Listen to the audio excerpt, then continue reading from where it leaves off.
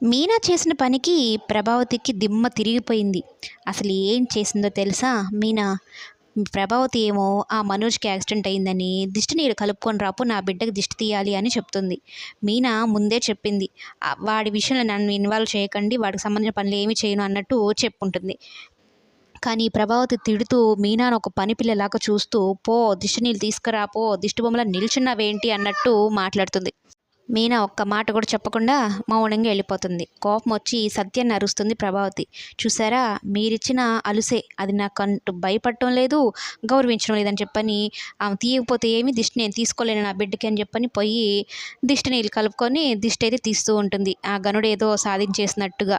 ఇక ఇంట్లోకి రా నాన్న అంటూ ఆయన నడిపించుకుంటూ తీసుకుని వెళ్తుంది.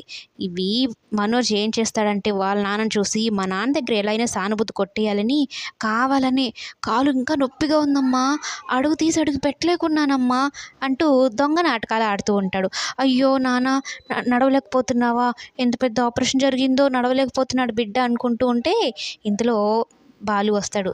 ఏం జరిగింది నీ దొంగ పుత్రరత్నానికి అన్నట్టు చెప్తాడు. ఆపరేషన్ అయ్యింది, స్కూటీ గుద్దేసింది తెలుసా, కాలు ఎంత పెద్దదై దెబ్బ తగిలిందో, ఆపరేషన్ కూడా చేశారు అని అయితే అంటూ ఉంటే, ఓహో, స్కూటీ గుద్దితే ఒళ్ళంతా దెబ్బలు తగలకుండా చిటికిన వేలకు ఒక్కటే తగిలిందా, దానికి 100 మంది ఆపరేషన్ చేశారా అన్నట్టు వెటకారంగా మాట్లాడతాడు.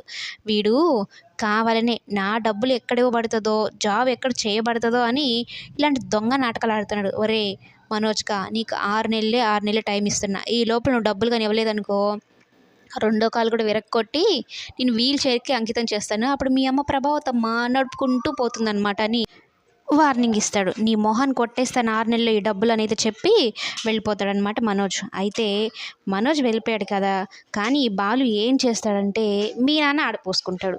అసలు ఈ మనోజ్ గడి వల్లే నా పెళ్లి జరిగింది, ఈ పెళ్ళి అనేది జరగకుండా ఉంటే నేను ప్రశాంతంగా ఉండేదాన్ని, ఇప్పుడు చిత్రహింసలు అనుభవించాల్సి వస్తున్నానని మీనాను చూసి తిట్టుకుంటూ మాట్లాడుతూ ఉంటాడు. మీనా ఏమో బాలు మాటలకు చాలా బాధపడుతూ ఉంటుంది. ఎందుకు ఈ మనిషి ఇలా మాట్లాడుతున్నాడు ప్రతిసారి, నేనే అన్నీ మర్చిపోయి తనతో స్నేహంగా ప్రేమగా నా భర్త అని అనుకుంటూ ఉంటే తను ఎందుకు నన్ను భార్యగా స్వీకరించలేకపోతున్నాడంటూ మీనా బాధపడుతూ ఉంటుంది బాలు విషయంలో.